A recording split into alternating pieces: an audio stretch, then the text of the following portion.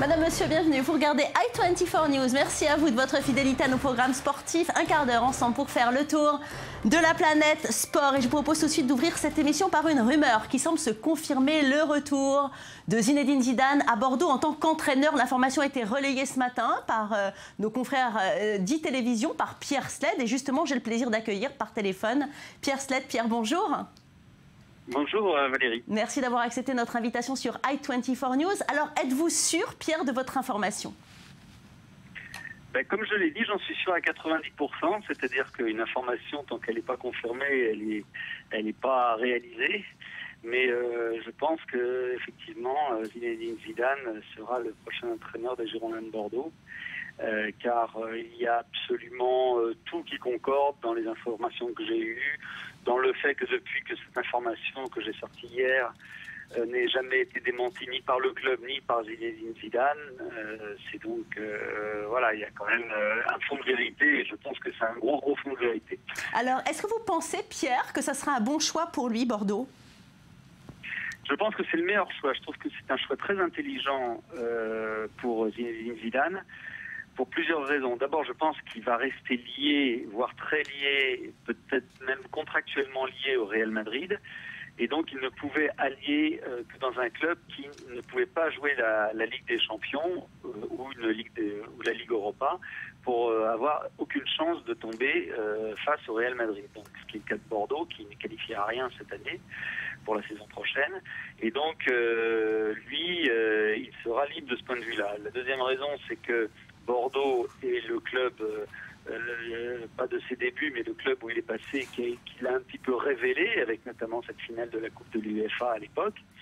Et puis la troisième raison, c'est que justement, le Bordeaux termine cette année dans le ventre mou du championnat, avec une saison ni bonne ni mauvaise, moyenne, et qu'il reprend un flambeau et qui n'est pas très compliqué à saisir.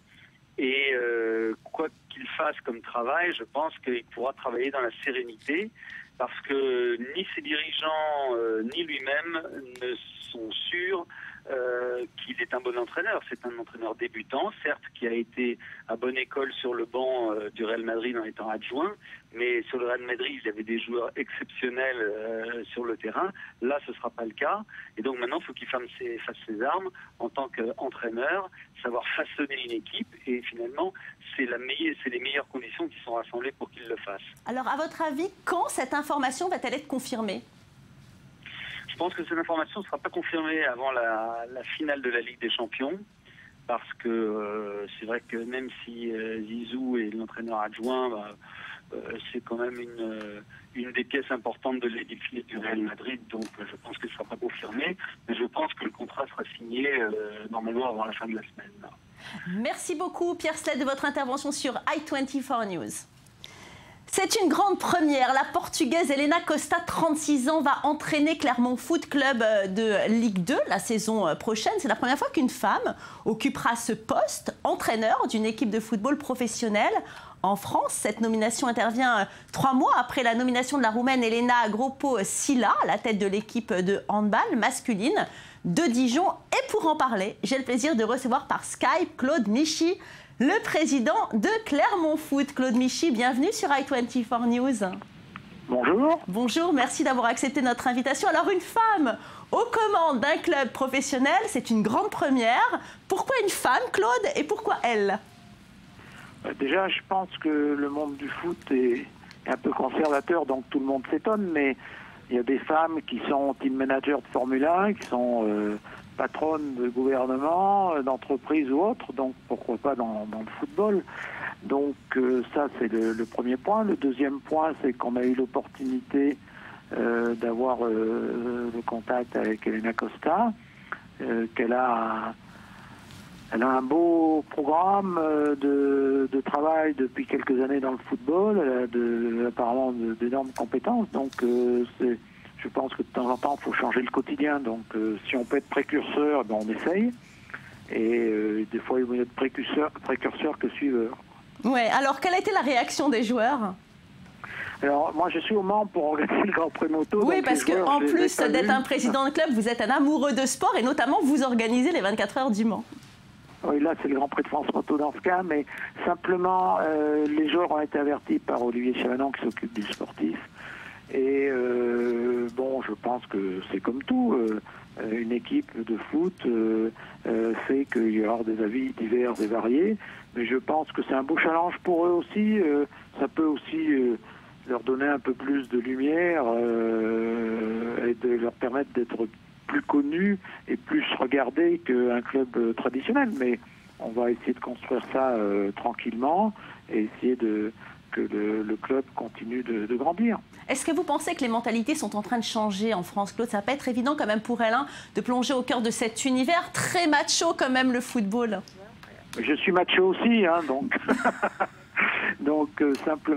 Non, mais il y a un moment où le football en France a besoin, à une perte de clientèle quand même, une perte de partenariat. Bon, tout ça est un peu masqué par deux grands clubs qui sont PSG et Monaco, mais en réalité, si vous voulez, cette situation fait que c'est peut-être un élément aussi pour permettre aux gens de s'intéresser un peu plus au football. Merci beaucoup Claude Michy de votre intervention sur i24 News. Allez, on reste en France et direction le Parc des Princes. Si il s'impose au Parc des Princes face à Rennes en clôture de la 36e journée de Ligue 1, les joueurs du Paris Saint-Germain pourront enfin célébrer leur deuxième titre consécutif de champion de France. En titre de report en contretemps, le sacre quasiment acquis, mais jamais mathématiquement validé. Un titre qui sera somme toute un peu gâché au regard des histoires de fair play financier. Le PSG n'a guère la tête à rêver. En effet, le Paris Saint-Germain signe une fin de saison pas très glorieuse. Une défaite à Lyon, 1-0, une victoire contre Évian, 1-0, et un match nul, 1 partout à Sochaux. Mais pour le coach parisien Laurent Blanc, pas question de laisser cette fin d'exercice en demi-teinte gâcher le bilan de cette saison 2013-2014. On l'écoute. Ça serait bien de terminer, comme vous le savez, demain soir. Pourquoi? Parce qu'après, il ne reste plus beaucoup de journées et parce que aussi c'est à domicile. C'est à domicile devant notre public. Le public qui nous a soutenus durant toute la saison. Autre rencontre, ce mercredi en Ligue 1, le second Monaco doit affronter Guingamp, le récent vainqueur de la Coupe de France. Les Monégasques sont déjà assurés de finir deuxième. Les Bretons, par contre, doivent encore se battre pour le maintien. Ils sont actuellement 16e au classement. Côté Monégasque, on vient d'apprendre que l'entraîneur Claudio Ranieri ne sera plus sur le banc de touche des Rouges et Blancs. L'année prochaine, les deux parties ont annoncé un accord financier pour annuler la dernière année de contrat de l'Italien. Un montant d'1,5 million d'euros est évoqué. Le bilan de Ranieri est mitigé. En 2 ans, il aura réussi une remontée en Ligue 1, une qualification pour la Ligue des Champions. Déception par contre au niveau du parcours en couple et sur le fond de jeu de l'équipe malgré les investissements consentis. Allez, direction l'Espagne à présent. Le Real Madrid se déplace à Valladolid pour le match en retard de la 34e journée de Liga. Un match capital pour les hommes de Carlo Ancelotti qui doivent à tout prix s'imposer s'ils veulent encore remporter le titre après la déception de ce week-end où les Madrilènes ont concédé le match nul à domicile face à Valence. La Casablanca n'a plus le droit à l'erreur. Elle doit remporter ses 3 dernières rencontres et espérer un faux pas de ses rivaux. Et cela commence par le Real Valladolid, une équipe relégable mais qui peut encore se sauver et qui va vendre sa peau très cher. On écoute Carlo Ancelotti avant ce match capital. Nous nous battons pour le titre et ils se battent pour le maintien. Donc je pense que cela va être un match très difficile puisque chacun va essayer d'atteindre son but. En Angleterre également, la course bat son plein pour le titre. Manchester City reçoit Aston Villa en match en retard de la 29e journée de Première Ligue. Une victoire ou un match nul permettrait aux Citizens d'avoir le destin entre leurs mains alors qu'il reste 2 rencontres à disputer. Les Sky Blues ne sont plus qu'à 1 point derrière Liverpool et n'a plus qu'un seul match à jouer. Beaucoup de suspense, beaucoup de pression, un final de rêve pour une saison qui nous a réservé beaucoup de surprises. On écoute Manuel Pellegrini avant ce match décisif. Nous nous préparons de la même manière que nous avons préparé nos matchs tout au long de la saison. Le match qui suit est toujours le match le plus important. Nous n'allons pas gagner la Première Ligue si nous gagnons cette rencontre, mais nous devons gagner. Ensuite, on verra dimanche. Et de l'autre côté de la ville, Manchester United a joué mardi soir. Manchester United a battu Hull City, 3-1 à Old Trafford. Dernier match des Reds Devils à domicile pour clôturer une saison de transition qui a apporté beaucoup de déceptions aux fans. Alors que l'on annonce Louis van Gaal sur le banc de touche, l'entraîneur provisoire Ryan Giggs a encore une fois fait parler de lui. Une équipe recomposée avec beaucoup de jeunes joueurs issus du centre de formation. Et le Gallois est même entré en jeu puisqu'il a occupé le poste de joueur entraîneur avec succès puisqu'il a délivré une passe décisive pour Van Persie. C'était peut-être sa dernière apparition sous le maillot mancunien et c'est une apparition réussie. On passe la NBA et l'ailier d'Oklahoma City, Kevin Durant, a été élu meilleur joueur de la saison 2013-2014 en NBA pour la première fois de sa carrière. Décalé d'une semaine en raison de l'affaire Donald Sterling, l'annonce de ce résultat n'a surpris personne tant KD a survolé la Ligue cette saison. Un sacre du Durantula, comme on appelle, qui n'était qu'une formalité. Sa saison était fabuleuse. Il a compilé au moins 30 points en 12 matchs consécutifs. Il a surtout parfaitement assumé son rôle de leader en l'absence de son lieutenant, Russell Westbrook, souvent blessé cette saison. Nul doute quant au choix du lauréat, donc à noter la 4e place de Joachim Noah, déjà sacré meilleur défenseur. Le meilleur résultat jamais obtenu par un Français. On l'écoute. We weren't supposed to be here. You made us believe. You kept us off the street. Put clothes on our backs, food on the table. When you didn't eat, you made sure we ate. You went to sleep hungry.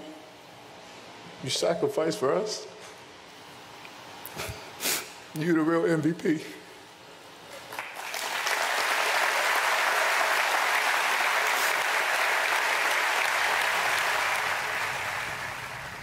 Un bel hommage de Kevin Durant pour sa maman. Allez, les San Antonio vont donc beaucoup mieux. Portés par un Tony Parker au sommet de sa forme, les Spurs ont commencé leur demi-finale face à Portland de la meilleure des manières. Le Français a ainsi marqué 33 points et donné 9 passes décisives. Les Texans s'imposent 116 à 92, une victoire écrasante qui leur permet de prendre l'avantage avec le début de la série. Second match dès jeudi en Oregon. Et dans les autres demi-finales, toujours à l'ouest, les Clippers de Los Angeles vont mieux et s'imposent sur Oklahoma City 122 à 105. À l'est, Miami reste sur sa lancée et s'impose 107 à 86 sur Brooklyn. Alors que Washington continue de surprendre et bat Indiana pour son premier match.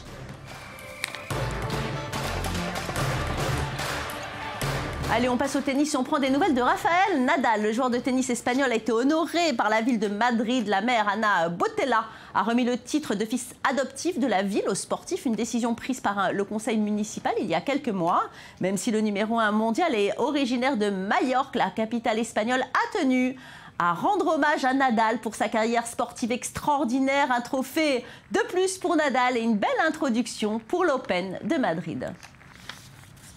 Et regardez d'ailleurs ces belles images qui nous viennent de Kinshasa. La République démocratique du Congo a décidé d'organiser un grand tournoi de tennis, un tournoi des légendes qui a permis à de grands noms du tennis français de se rencontrer. Yannick Noah, Guy Forget, Henri Lecomte, ils étaient tous présents pour Kinshasa. C'est aussi une façon de montrer que le pays est désormais stable, une belle opération de communication et un vrai moment de plaisir pour les passionnés de tennis qui ont retrouvé leurs idoles.